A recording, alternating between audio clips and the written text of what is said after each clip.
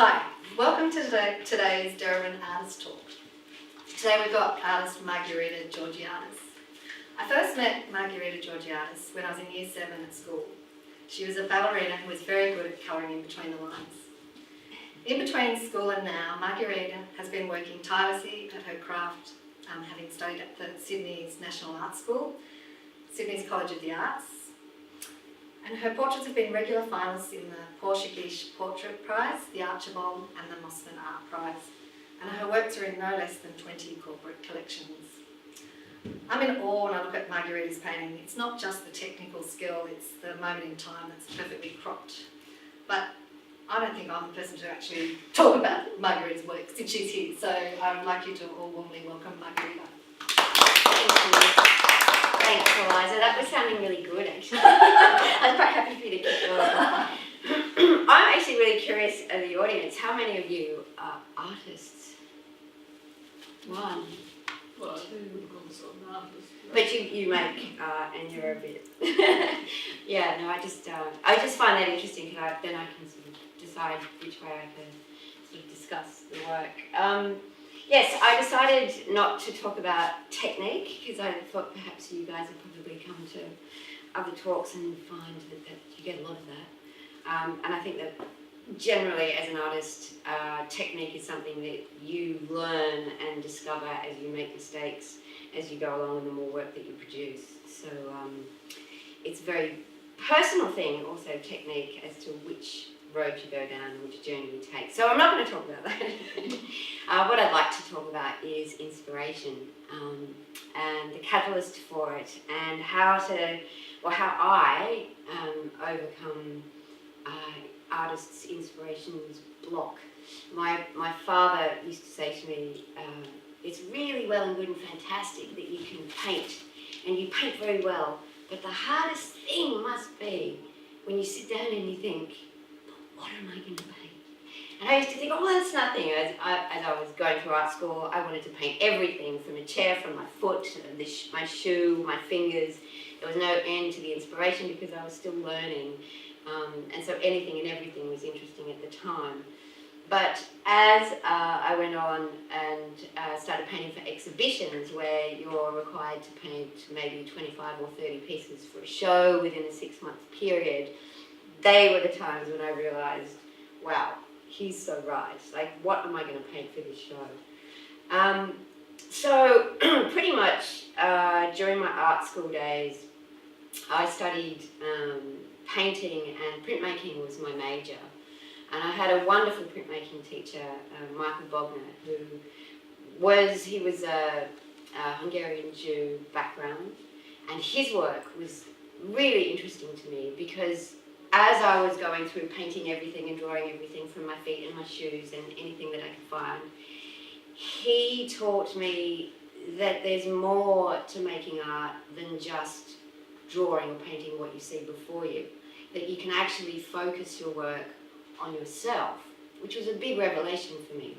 And his work always dealt with his relationship with his father or his relationship to Australia, how he felt connected or disconnected, being a Hungarian Jew, how his work could somehow talk about the placement or displacement.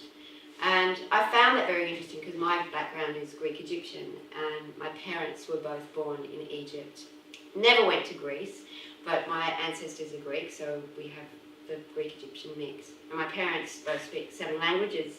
And I remember looking at Michael's work and thinking, wow, I've got a story. And my parents have a story. And I actually go through very, very similar conflicts in a way. Like, here I am, back in the 80s, here I am sitting in Australia, all of my friends, most of them are Australian or English background, and they all have similar stories to tell. You know, people coming over and being convicts, and yet my story is so convoluted and so complex and so different. And I've often, as I grew up as a teenager, almost felt ashamed about my culture. But then as I got older and met these people and realised that there's a story behind who you are, where you came from, and that you could actually turn that into your art, it was pretty exciting. So my first foray into creating art, because of this wonderful teacher I had, was to paint, draw and make prints about my family. So I actually started by making woodcuts, which unfortunately I haven't got all of those images to show you the past 20 years because it's a long time and there's a lot of work.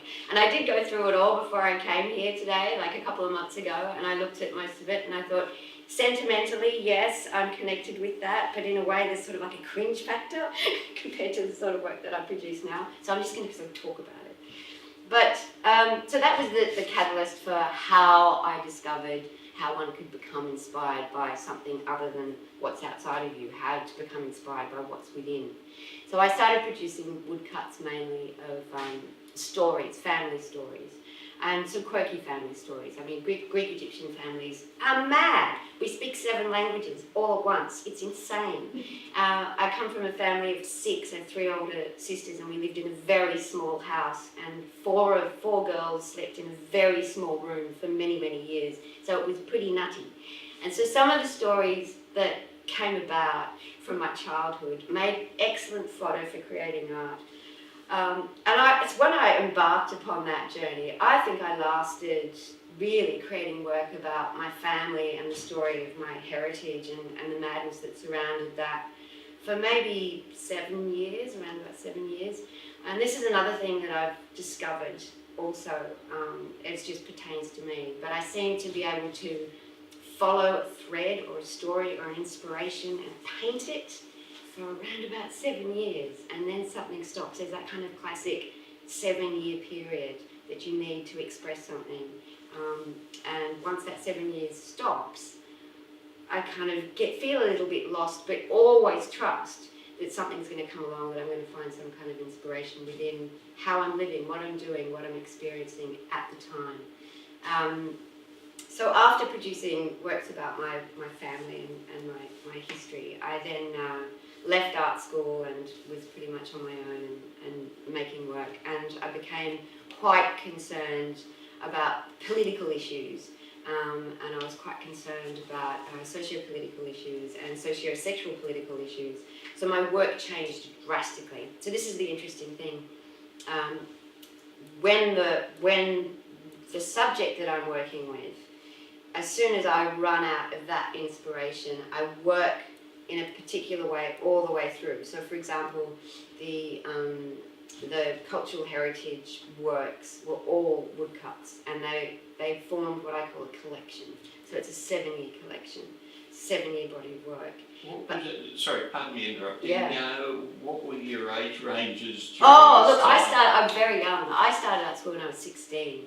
I kind of went halfway through year 11 and realised that high school wasn't for me anymore and I wasn't learning anything, and I basically just left and what went to about art the political school. side? When did that kick off? Well, that was pretty much in my 20s and 30s. Mm. Yeah.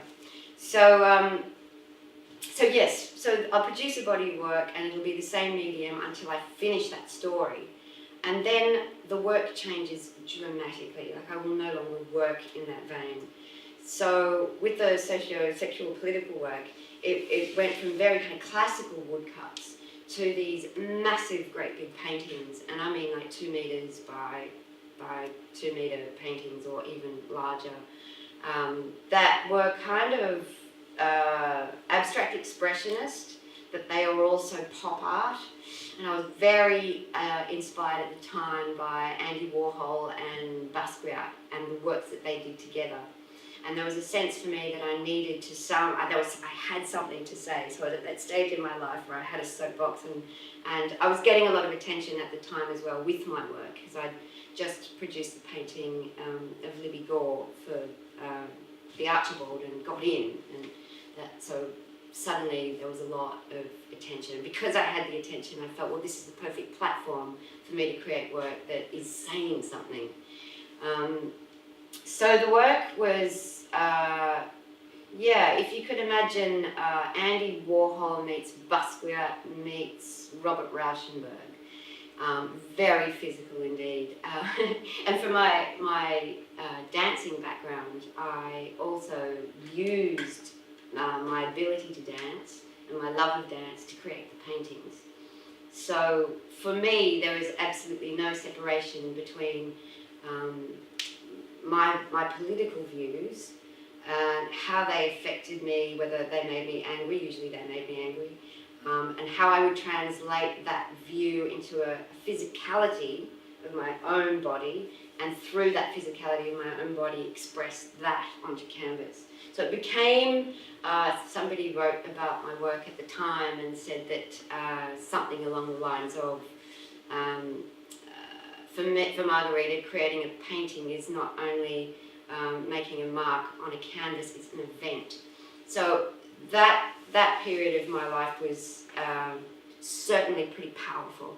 And I guess in retrospect, I think, okay, as you asked earlier, what kind of age group was I during my 20s and 30s? That's the period in your life when I think you're at your peak of perception, and also your peak of physical fitness, and so I was kind of enacting all of that at that time as well.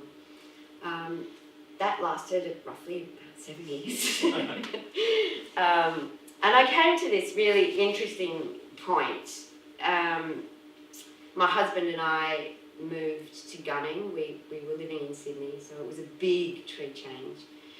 And we bought ourselves a movie theatre, 500-seat theatre, which is where we live and work. So the actual theatre is our studio space. I needed space. I always thought I was going to dance like a mad woman and create big paintings, so we needed a lot of room. But when we moved down there, my father became very ill, and it took him 9 months to die. And during that period, I would travel from Gunning to Sydney to be by his side. It was an extraordinary time for him to tell me all the things he ever wanted to tell me that he hadn't had a chance to. And of course, I found at that point that painting and making art was superfluous. I remember Max, my husband, was in a short film, and I was talking with the director, and they asked me to be the photographer for the film, and I said yes, I'll do that. But there was this, my father was in this room dying, and here I was on this film set with a camera taking photographs, and I remember saying to the director, I said to him, right now, today, because of what's happening in my life, I just don't understand, and I can't see the purpose of art. It was almost as if, for me, it was the end. It was the end of everything. It was like this wall had come crashing down. How could I paint this? Did I want to take photographs of my father dying? No. Did I want to sit there and draw him while he was dying? No, I couldn't bring myself to do that either. So there was this great fear and conflict going on inside me as an artist, thinking, shit, I can't create now because this is too big. All of my energy and all of my attention has to be focused on this moment, this time, being with this man who I absolutely adore and going through this with him. So that was really difficult for me. But then this miraculous thing happened. Whilst my father was dying, I felt that I needed to understand what death was about. I needed to somehow make sense of it so that I could cope with what was happening. And so I started reading, and I started reading the Tibetan Book of the Dead. I started reading a lot of the Dalai Lama's readings. And then I found this fantastic book by Paolo Zellini, which was all about infinity. And I guess what I needed to understand in terms of physics was I didn't want to believe that when my father died, that was the end of my father. And I didn't want to believe, or I couldn't understand how when we all die, is that really the end of the end? Energy never dies, it just changes form. So I started researching that, and I started reading quite a bit of physics as well, because I wanted to just know where was he going to go, what was going to happen. So this extraordinary thing happened through this journey, and I didn't realise at the time that what I was actually doing was gearing myself up for the inspiration for the next 7 years. So I started to think about the idea of the infinite. And I started to think, well, if I'm reading all this literature now, I need to somehow paint it, somehow kind of capture it in some respect. So I started painting these very small paintings, 20 by 20 centimetres. And all of them had some kind of reference to the idea of the infinite. As I went through that journey, of course, I started asking myself that same question that my father was asking me. So what do you paint? And I thought, well, if energy never dies, it just changes form. And if in my beginning is my end, or in my end is my beginning, then I could just paint forever, because there is no such thing as the last painting. There is no such thing as I can't possibly think of what's going to come next. And so I started to think about the larger picture, because I was trying to use my mind to broaden what happens to people after they've died. And I thought, well, I can't see it. We can't possibly put that into one image. I can't make one painting to describe or encapsulate what it is that I'm saying. I couldn't possibly think that I could produce a collection of work that would explore that notion from start to finish, because in actual fact there is no finish. And so this way of thinking spurred me on and inspired me so much. And I've been painting this idea and this concept since, for the past 7 years. I'm still going. So what I came to realise, I hope everyone's following. Is this all right? You're getting it? Okay. So what I also then came to realise was when you paint something, whether it be a portrait, you're painting somebody's face, their head. There's more to it, of course. There's the rest of their bodies. There's what's happening to them, around them at that time. You might imagine that if I painted a portrait of someone, that there could be other people in the room, perhaps. Or what is the story? Who are they? Where have they come from? What circumstance has brought them here?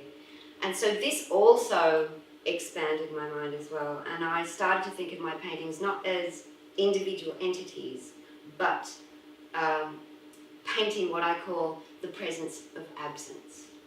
So I've really hooked onto this idea. The presence of absence being, if I were to paint you, I'm painting your presence, but the presence of the absence of what's happening around you. So no matter what we do, we can't possibly encapsulate everything in one painting. I can try and capture your personality, I can try and capture your likeness, but in that there's the absence of everything else, of your history, of what's happening around us. And so this again inspired me to think, wow, there is no end. There is no end to inspiration, because I could paint a hand. I could go back to painting the shoe and the foot. I could paint a landscape that's really vast, but still I'm not going to give you the whole picture, because that's absolutely impossible. And so I kind of got to the point where I realised also that I had to keep painting, that I couldn't stop painting, because if I'm going in my lifetime to paint everything that inspires me and captures my imagination, which is a lot, and I'm going to try and tell this life story about the meaning of life and the infinite, well then I've just got to keep going until I die. So that's basically how I overcame that big question of what am I going to paint. So with my current work, and that's the last 7 years, I'd like the idea, again, of if you take everything that I just said about capturing a particular part, a particular moment of something, is almost like watching a movie, okay, and you pause the film at a particular point and you freeze that frame. And if you just painted that frame, or if you just took that frame and removed it from the film, I guess this is kind of a way of, a metaphor for what I've been trying to explain. And you take that frame out of the film and concentrate on that and exhibit that. There's no reference to the film anymore, that's gone. There's just this one frame. What I like to do with my work is that.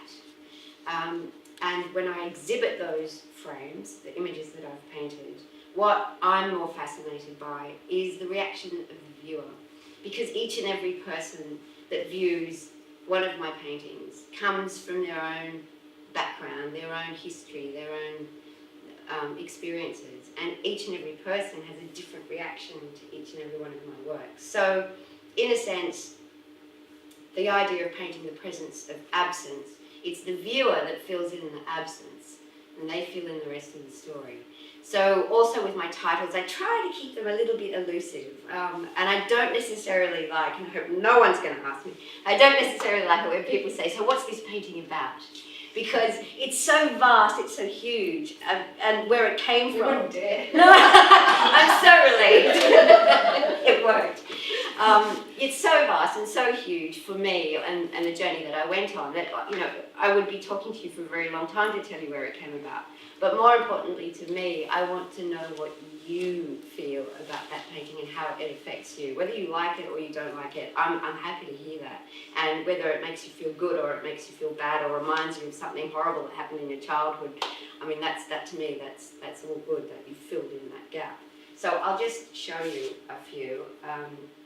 And sort of on that journey that I went on, I started with this body of work called The Game of Spheres. And this was pretty much the first exhibition, first collection of works that I had exploring this whole idea. But at the time, I did kind of think that I could put it all in a nutshell, like the universe in a nutshell. But as I started painting, I realised, shit, that's impossible. I can't just say it. I'm just going to keep saying it. I particularly like this one. This one's called Still Point. And it's based on, I did a lot of reading I fell in love with T.S. Eliot during this time as well. And it comes from a line of still point of the turning world. You know the whole thing, but would you like to recite it? The dances. No, yeah. That's where the dance is. At still point of the turning world, that is where the dance is. Is it yourself or have you got a model? I actually used to paint myself a lot, and I got really tired of it. But I used to dress up. I used to put wigs on, and I'd be blonde, or I'd be curly hair. This isn't me. I'm sorry, I didn't answer that question. Sorry, did I? No. A lot of the images I do actually get from movies. So I will sit down and watch a movie and freeze frame and kind of get inspired by that. Or I search the internet and just look at other people's images as photographs and I get inspired by those. Or I do use myself. And that's a big process. It's really quite Or a exhausting. model? Would you have a model? Yeah, I have had some models. Yeah, I've used models. But for some of the, I'll show you some other works further on where there's dealing with movement. I have used a model, and I particularly like using actresses because they're fantastic. You can ask an actress, I'd just like you to show me longing, and they won't show you one image of longing, one expression. They'll show you 500, and it's just beautiful. And I do take photographs because I like to capture that moment between moments. So you can't sort of look longing for too long. But the self-portraits that I did, which I don't have any to show you, weren't really self-portraits. I was just using myself as a model because I thought that perhaps what I would be asking a model to do would be too much, and that's when I started using actresses because they're so good. But I would set up a camera on a tripod, and thankfully my husband wouldn't be around. I didn't want anyone to be around while I did this because it was just so crazy. And I'd put very loud music on, and I'd set the camera to self-time, and I'd basically jump in front of it and get up a ladder, because I usually like the camera kind of angling down, and make sure that I actually got in shot. And like 9 times out of 10, I didn't. So there'd be a bit of an arm. So it would take hours and hours and hours of my just jumping in front of the camera and rolling on the floor, and in the hope that something would end up on the camera. But I have to say, it's the most fantastic way to get an image, because you have absolutely no control of it. And what you do end up with, sometimes, like out of maybe 500 photos, you'll get 10 amazing images that you've never seen anywhere else. So it's worth the blood, sweat and tears, but you have to be in the mood. So let's see. So yes, this was the first exhibition. This is a model I found in Gunning, where we live. He was someone who we met down at the pub, and I just thought he had a fantastic hair, and asked him to model for me. Did he have a sleep? No, he didn't, but it's a good question because That's he. not very nice. Oh, I didn't know, but I just think that like modelling is very easy if you sleep. Yeah, no, it's a good question because he was feeling really self-conscious. He played the guitar and he was a wonderful performer at the pub, and I thought, oh, well, he'll be all right with modelling. So he came down to the studio, and I think when I told him to take his shirt off and just sit there on that chair, and there I was with the camera, he went, oh no, what's going to happen now? And so he was really stiff and didn't quite know what I wanted him to do, and I just said, do you meditate? And he said, yes, I do. I said, okay. Well, I'd like you to just forget that I'm here and just show me, just go into the beginning of your meditation as you go. And he did, and it was beautiful. And he put his head back and he just kind of rolled his head around, and that's all I needed. You know, this big guy who thought he had to kind of do something. And it was, quite special. That's called internal. So you can kind of see the correlation between what happened at that session and the title, but it's also elusive enough to let you finish the story. But only because you explained it to us.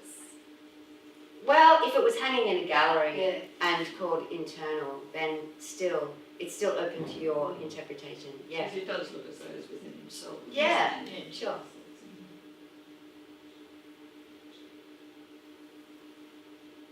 A bit slow. Something's happened. Same guy, still meditating. And this one's called Insight. So they're brightly coloured, or are they? Oh no, they are actually, as you see them.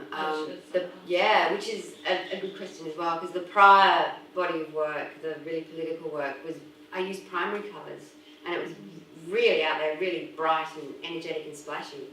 I think also at this time I was pretty depressed, I have to say, going through, losing my dad, and for me, I was sick of the brightness of the colour. I really wanted to paint something that, to me, this was, it was more real.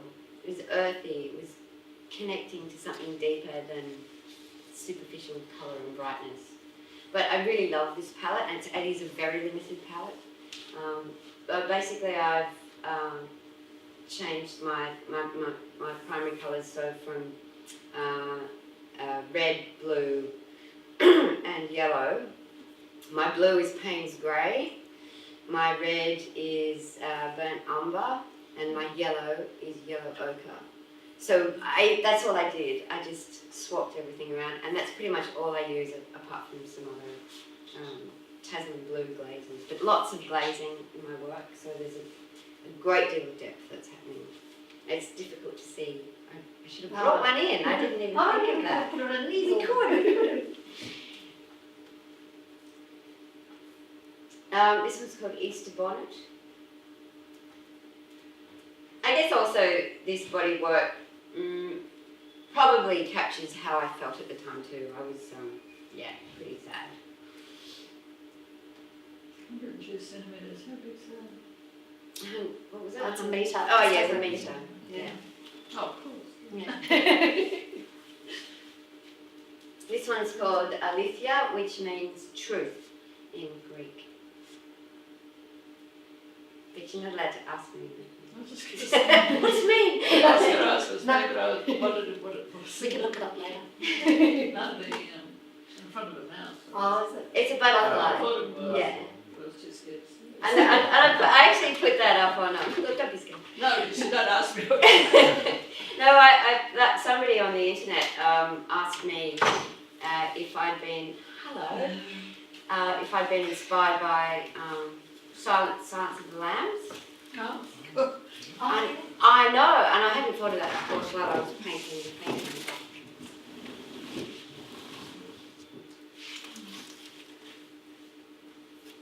This one's the Dreaming Skull.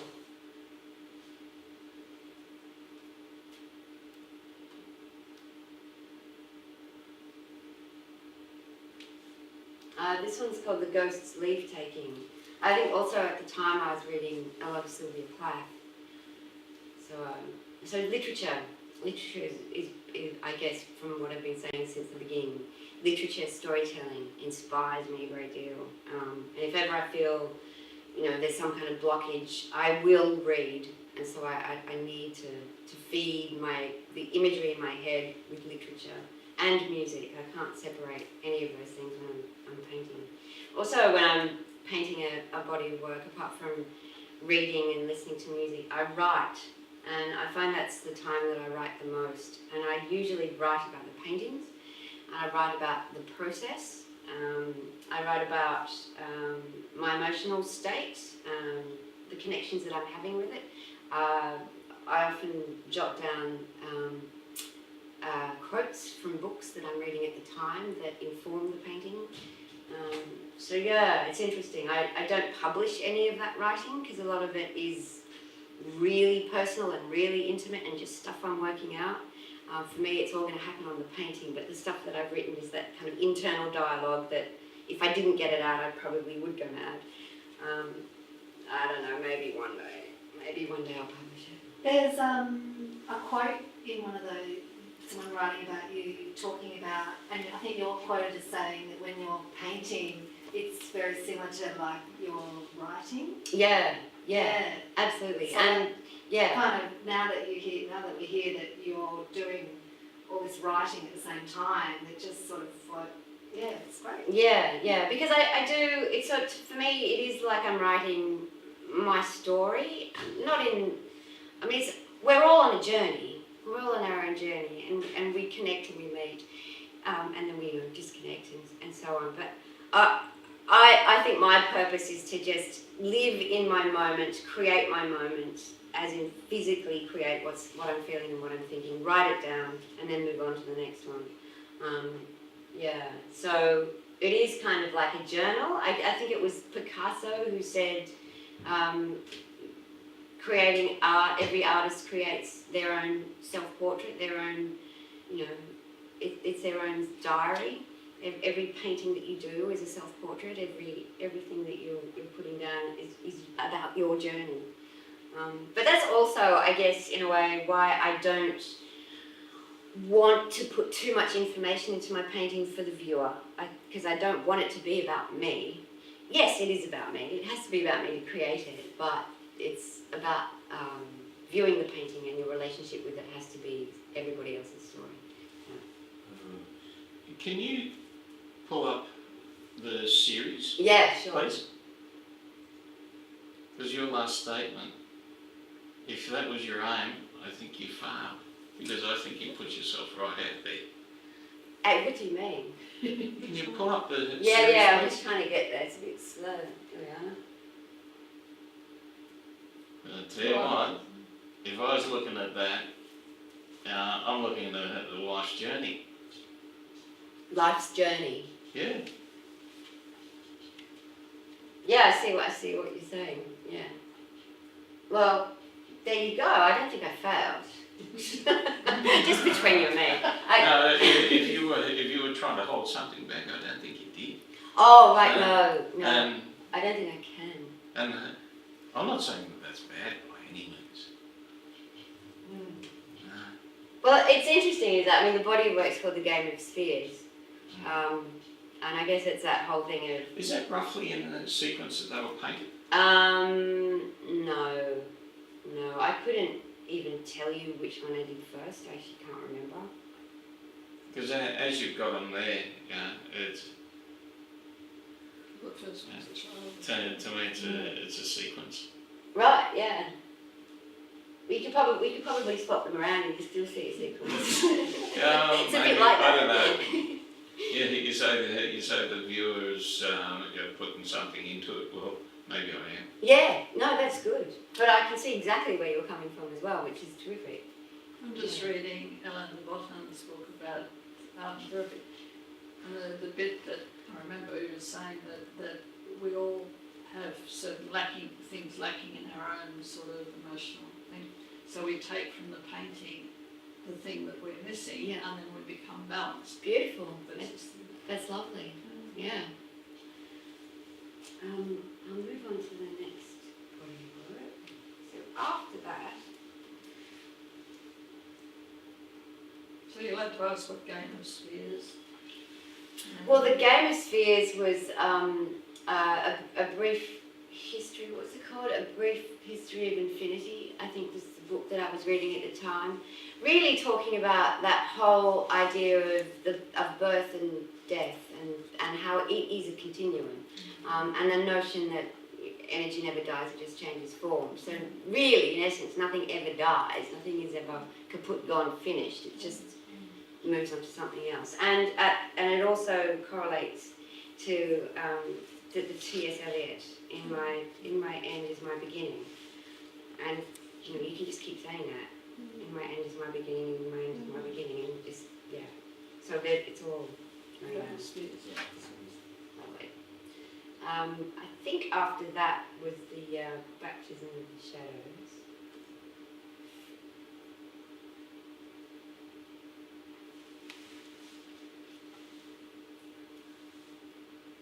And there's two images that just won't come up, which is unfortunate.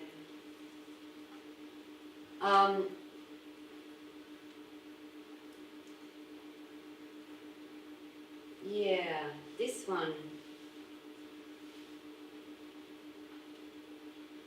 It's slow, isn't it? Sorry. No,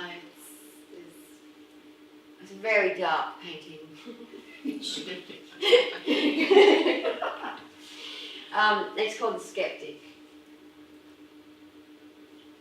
This probably doesn't come up very well. Yeah, but anyway, it's one of my favourites.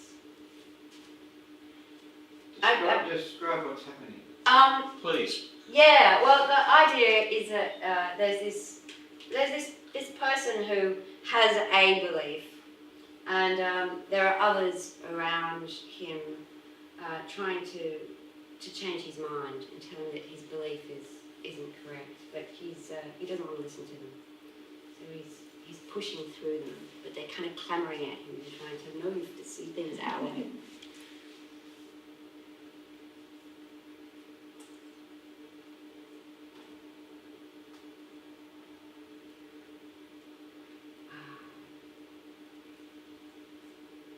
It's a pity that image didn't come up. yeah. Yeah, sorry about that. Yeah, It may so- not be, it could be the, okay. yeah. The Dust Weavers. This body of work actually came about, the title came about in a dream. I had a dream that we had these people were telling a group of people, including myself, that we had to go out and draw from the landscape. So not exactly draw the landscape and paint it, but use it to create something. And we all set out and rejoined after a period of time. And these people came up to me and showed me this exquisite work that didn't look anything like this. They weren't paintings, they were abstract assemblages. And I said, wow, how did you create that? And they said, we wove the dust. And so that's where that idea for this body of work originated. But I guess I was still exploring the same notions as I was previously, but the title came from a dream. Do you want to see them each one, or would you like me to just flip through each collection? Is that better? A couple maybe that you reckon are important or rise above the rest somehow. What are your favourites? Yeah. Well, yeah. This woman here. This one. That one. Yeah, I've had my eye on that one.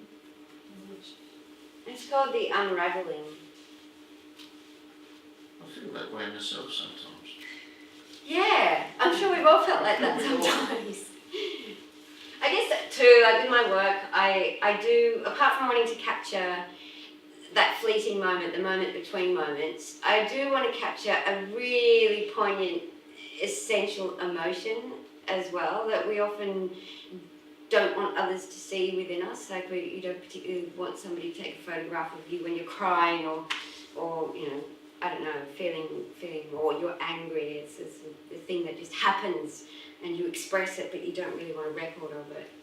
I'd like to kind of capture that somehow as well with my work.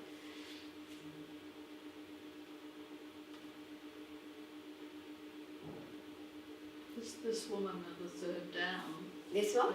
another one down below that. That one? I'm not sure what she's got. Yeah, that's interesting too. She's doing. It's called The Experiment. And she's dissecting a really unusual looking insect. I don't know what it is. Oh, you sit now. Yeah, I don't know what sort of insect it is. And it's really difficult to see. There's a lot more detail that you can't see, unfortunately, here in the slide. But that's kind of connected to my life as well. My father was he used to look after animals that were going to be used for experiments. He used to feed them and keep them alive until he killed them, which is weird. It's a bizarre job that he had. But he loved his job. And he looked after those animals so beautifully. And he gave them names, which is probably something he shouldn't have done, but he did. And when I was a child, I would go and visit him at work, and he'd let me play with the rats and the rabbits. And then he would show me what happens to them afterwards. And so to him it was this beautiful thing. So he'd say, come on, we're going to put him to sleep now. and he'd talk me through the whole process. And he'd say, see now the little mouse is breathing, he's not breathing. But like it was a game. And I'd be like, wow. So I guess from an early age, death was sort of like, okay, it's an interesting thing. So yeah, that's kind of based on that idea. Oh, that's good. What does your dad do? Yeah, it was a tough one. I like this one actually. This is a bit of a favourite. It's called Time Present. Oh, can you see it? Anyway, it's a woman's shoulders and she's just turning her head and her hair's kind of flipped in front of her face. And it's just that she's there but she's not there. I'm really interested in that at the moment as well. I'm kind of moving into the idea of not so much concealment but transformations. This is another thing that happens with me. It's either a dream or I read something in a book and it sparks off this, what I call an attraction. So at the moment I'm attracted to the word transformation.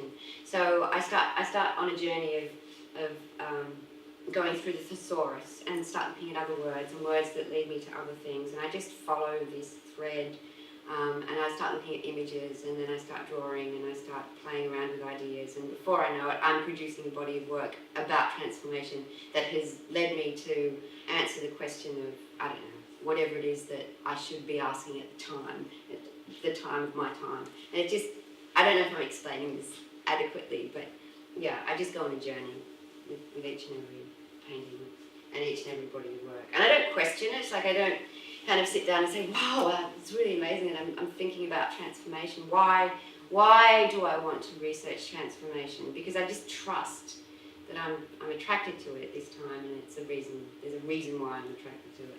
And it's usually not until I finish the body of work that all those questions are answered and I've finished writing that I actually learn something. Can I ask a question about, in the way that you've been talking, you've referred to that you're writing at the same time. So when you are painting a body of work, is that what you're doing? Like, is it sort of a time designated to the body of work, or are you just always painting? Oh, yeah, that's a good question. No, I'm not always painting because there's all this other life to deal with, and we've got a gallery down at gunning as well, so that keeps us pretty busy. No, it's interesting. Like I'm always thinking about painting. I'm always thinking about the work, whether it's just daydreaming. I do a lot of daydreaming about images. The actual painting and the writing happens when I get to a point where I've researched my idea or my word, my dream, whatever it is, so much so. It's like these paintings are in my head, but they're bursting to get out of me. I know that other artists just work diligently every day. They're in the studio from 9 to 5 and they paint. I can't do that because I need to be in the studio producing something that has to come out of me. I just find it, otherwise it's a waste of my time.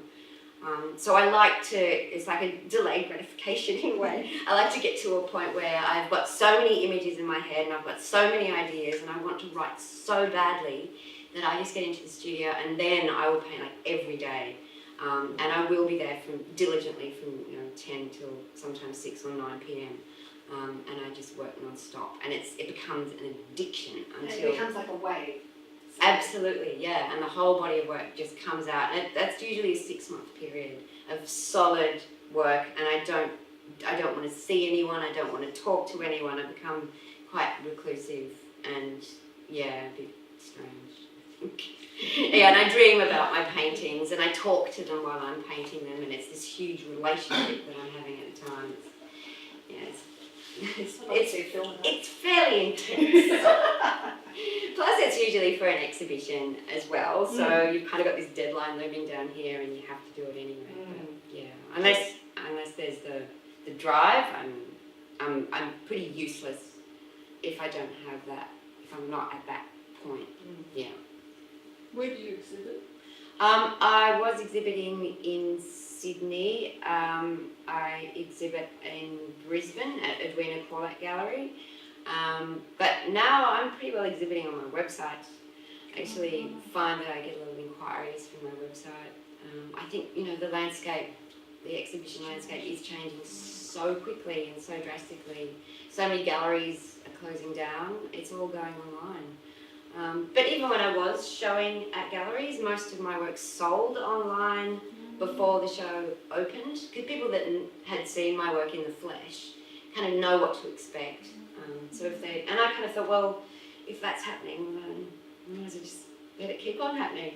And I do find that getting a lot of overseas sales and inquiries now. So, yeah, the world has expanded, but it's this big, as big as your computer screen or your iPad or whatever it is. So that's kind of exciting. On the gallery gunning, because I drove down there years ago, I came up from Canberra.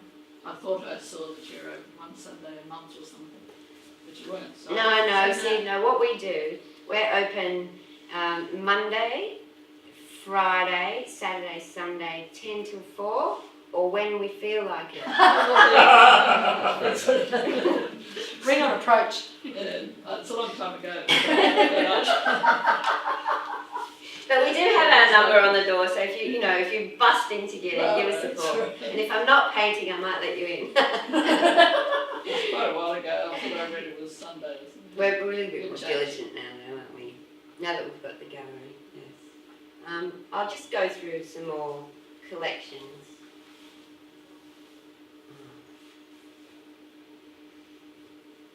I'm going backwards now. Oh no, this is also 2008.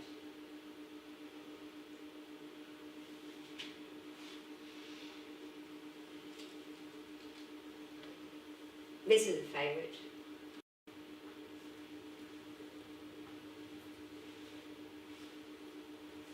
It's huge as well. It's 168 by 152 centimetres. And it's called Noise. And I guess a lot of that has to do with me being a ballet dancer. There's definitely the reference there. I don't think I ever had that much hair, but... Oh, okay, maybe. Yeah, I went through a stage in the studio where I became super sensitive to sound. I don't know whether that was like a follow through from being depressed about my father's death, or I actually don't know, but or being out in the country and thinking, I don't live in the city anymore, and yet I'm so aware of sounds and noises, and it really started to bother me. So there you go. This isn't from this exhibition, but it then inspired me to do another body of work called White Noise. I wanted to somehow cope with what it was that I was dealing with, and that led me on another journey, the white noise journey, which I'll show you now.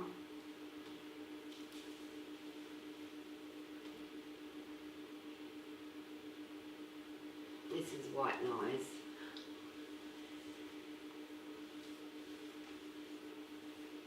And for this body of work, I did use a model, and that was Max's, my husband's daughter, Catherine, who is an actress.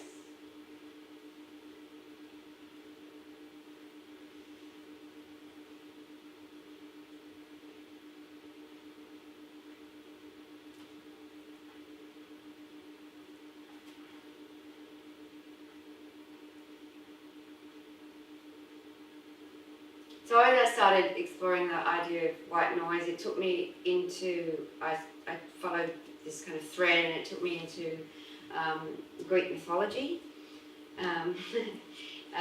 namely Persephone and the story around her and Demeter. And I just found that by the end of the body of work, what I thought I was painting was my angst about noise, but it actually found that I'd almost painted the whole myth of Persephone.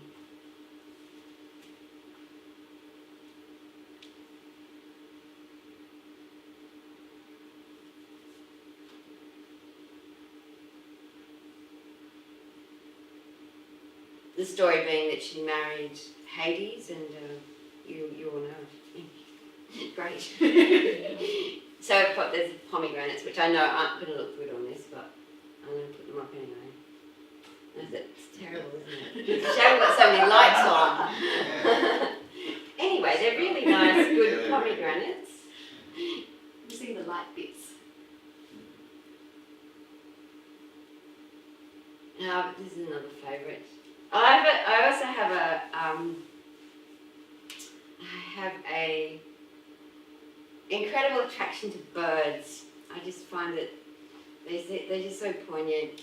They seem to capture emotion for me very well. And I like painting dead birds as well. I find them around Gunning. Still. Do I still like painting dead birds? They're very still. Oh, they're very still. That's right. But usually they're quite intact. So they've either died from some kind of poisoning, or we're not quite sure. There was a stage there not that long ago where all the cockatoos were just falling out of the sky, like en masse. It was really spooky. But we believed that they were being poisoned by something, maybe something that farmers were using in their crops. But they were just perfect specimens. So I'd take them home and I'd put them in the freezer. I had quite a collection for a while. Yeah, I just think there's something very beautiful about a dead bird. I'm not quite sure what that is. I don't know. I haven't discovered my attraction for that reason. I just don't know. I'll go to another body of work.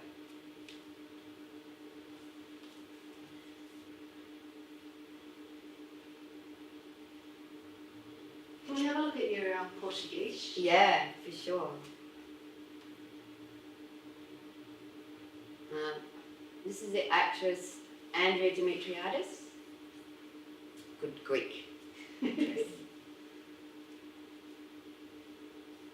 And she's wearing a very red dress. I don't think you can see that at all, but it's a very bright red dress.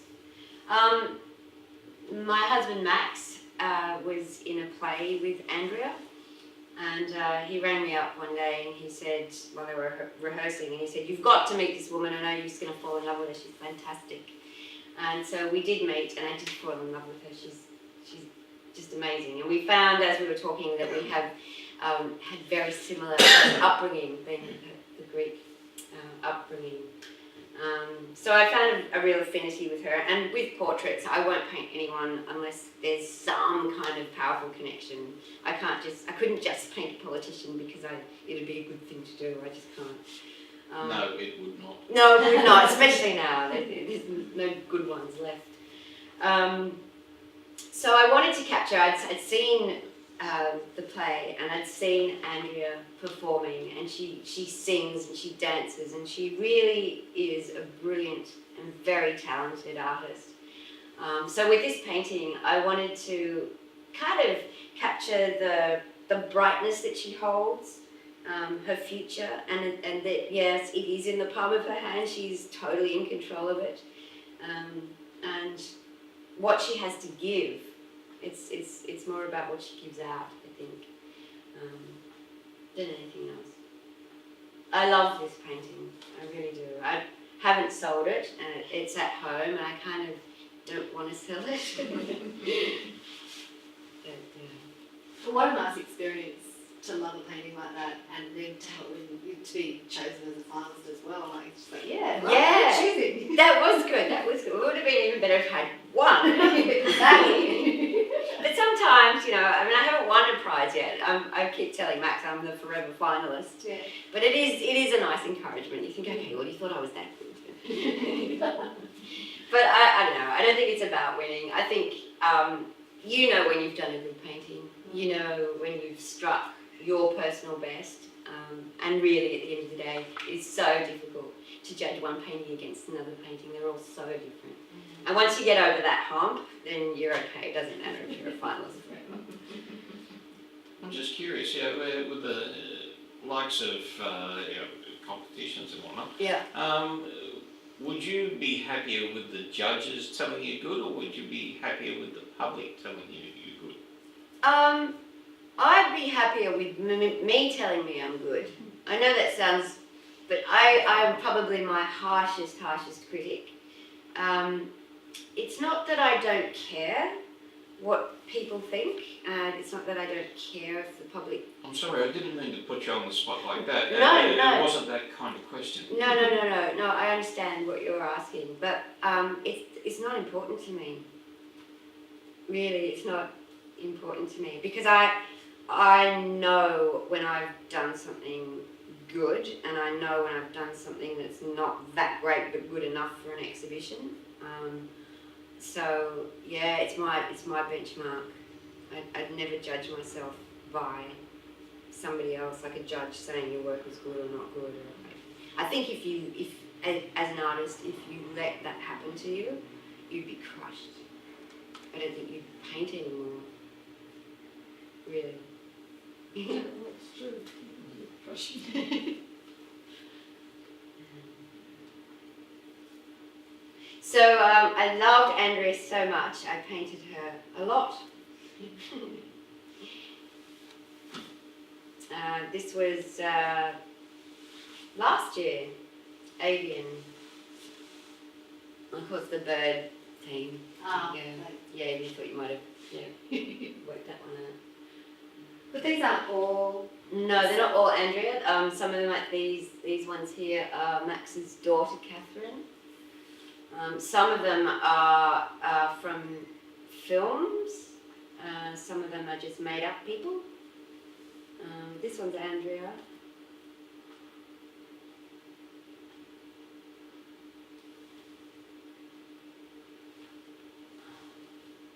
We had a wonderful situation where I was able to use the Street Theatre in Canberra to take the photographs, so I was so blessed. A couple of theatres have let me do that, just bring a model in and they'll set up the lights according to what I would like, and then they just leave us alone for a couple of hours and we just do these amazing photo shoots. And as I say, with the models, the actresses, I will always ask them to express an emotion, and I'll just do that. It's wonderful.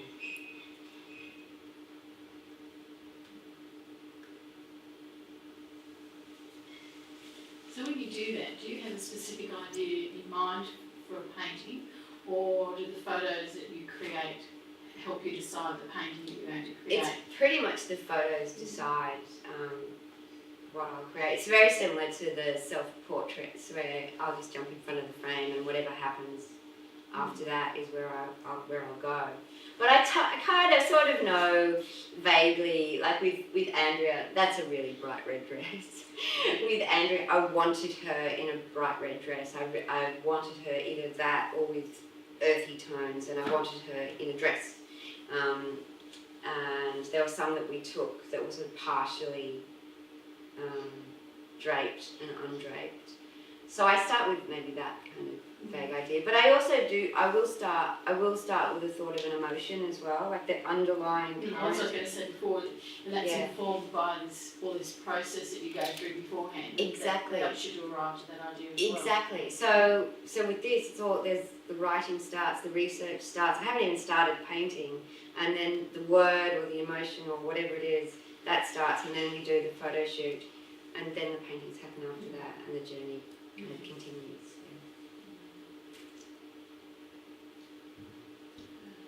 Margarita, when I first saw your work was about 12 years ago, and it was a horse. A horse. A big horse. Yeah. Huge, in a very different style than this. Yeah. Where West is going. In a gallery at North Sydney. I know And, one. I'm kicking myself, I didn't buy it, I just bought something else and I just lost my job. So I decided I should buy another painting. But I should have. Yeah, you should have. But that was a very expressionist, I've never forgotten it, very expressionist kind of really wild kind of painting of a horse. And these are much more like, much more baroque, much more like Caravaggio. Yeah, thank you. Light and shade.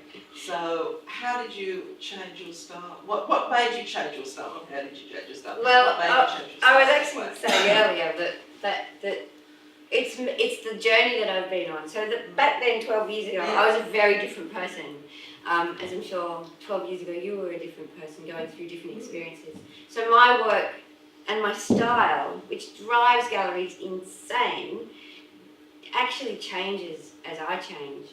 And I've tried really hard to fight that because I've always been told by galleries, just, keep doing that, keep that Keep style, doing the things Margarita, styles, keep that yeah. style, because if you don't, you'll confuse your collectors. But I can't. And I have gone through that stage where I've thought, okay, no, I have to, I've been doing this for 7 years now, and I have to just keep painting like that, even though I've changed. Why? Why? Exactly. Why? The thing is that galleries really do want you to keep doing the same thing if it's selling. $8. I know, but I can't. I just can't. But I tried it, and my soul died. I just found that I was painting. It was almost as if I was washing the dishes. There's no difference between doing that and that. And I thought, I can't. There's nothing there. There was no inspiration. There was no desire. I didn't want to get up and go to the studio every day. I was bored. So that's what happened, and that's what continues to happen. So I don't know what I'm going to paint like in the next 10 years, in the next 20 years. It might change again. I really hope it does. I really hope I do grow and see things differently and want to express those things differently. Yeah. I'm sure the portrait I saw, which I can't remember who it was at Hazelhurst Gallery, it was very bright and very loose type painting.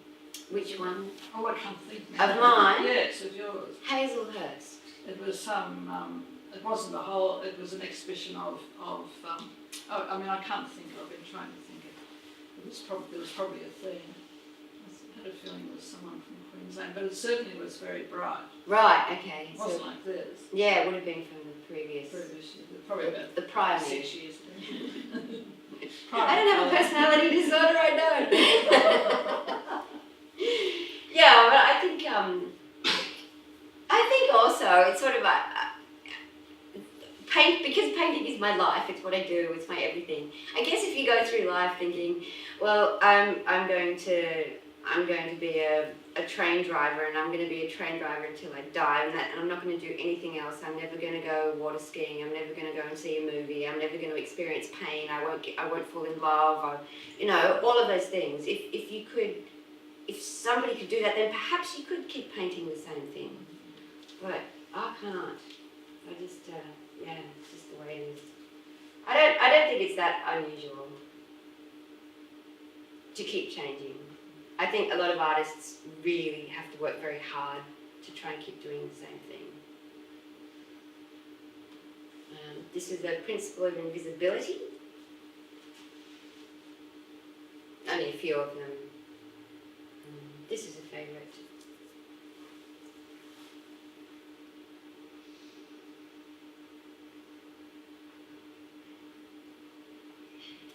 I like this one because it's kind of really hits on the point of the presence of absence that I was talking about earlier. There's obviously a figure under that sheet flying through the sky, but you can't quite make it out exactly.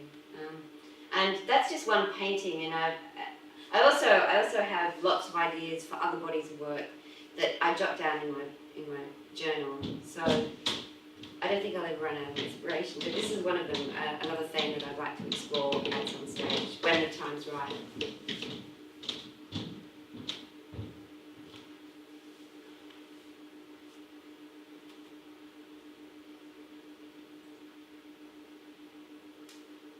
I rather like this also.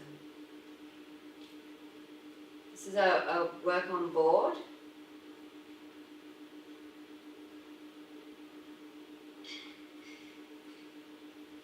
And It's called This Turning World. did you have that prop? Or did you paint it in? Oh, no, I painted it in,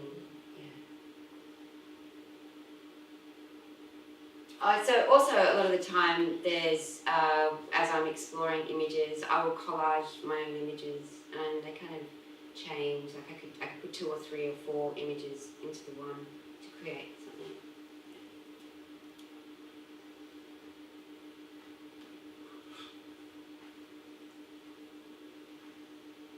This seems to be a bit of a favourite online. It's called the Parcel.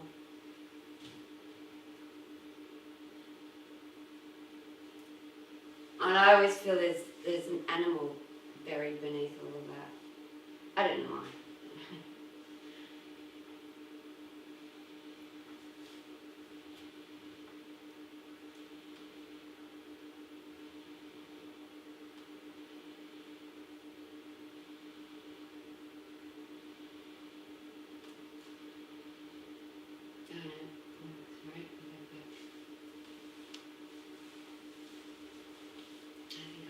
Reveries, and that might be it.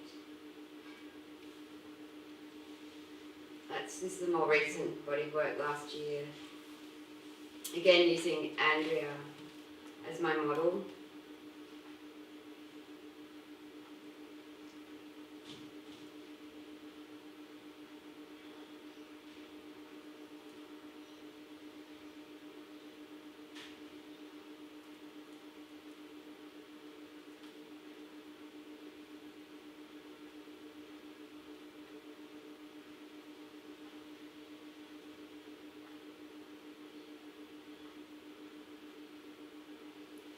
These little ideas, just very small works about so big. Bird people. It's kind of influenced by Egyptian gods. This is a huge change. These works down there, isn't it? These 3. Yeah. Well, these are, sometimes I just start by working on just canvas boards, just to get an idea out before I begin the actual painting. So these are, and they're quite small. And I usually paint these in winter because it's freezing down where we live, and I'll sit in front of the fireplace and huddle up and I just work a few things out. I often don't think of them as part of the body of work. It's almost like taking notes. Yeah.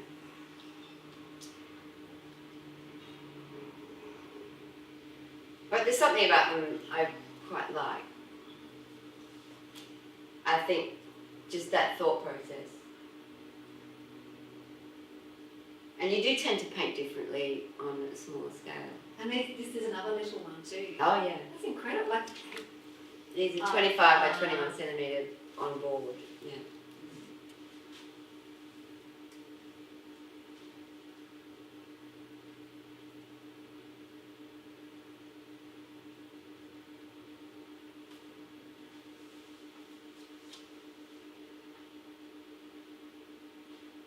Oh, and then there are the landscapes.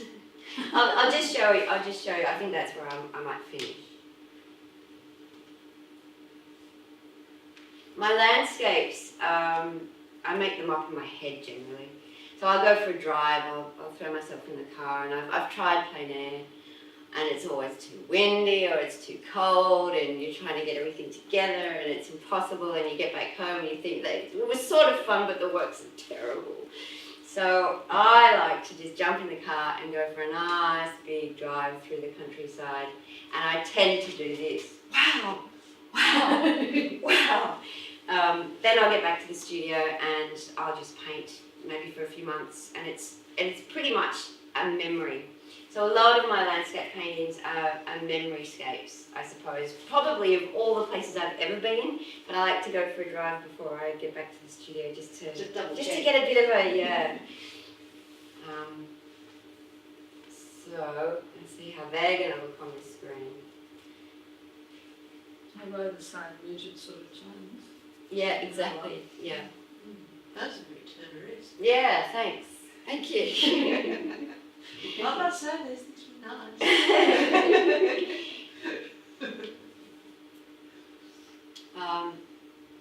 This is sort of based to the landscape around where we live. Very similar. But again, it's completely and utterly made up.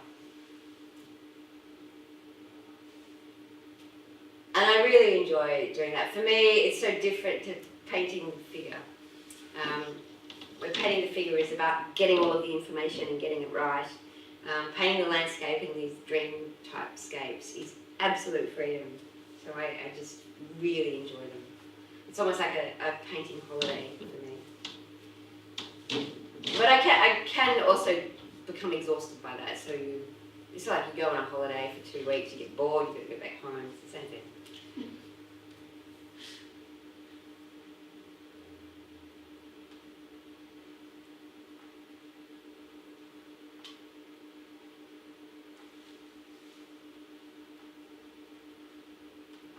I think I might finish up here. Right, okay. Yeah? Well. That sort of covers just about everything. I think we've done a wonderful job. I think you are amazing. Thank you very much.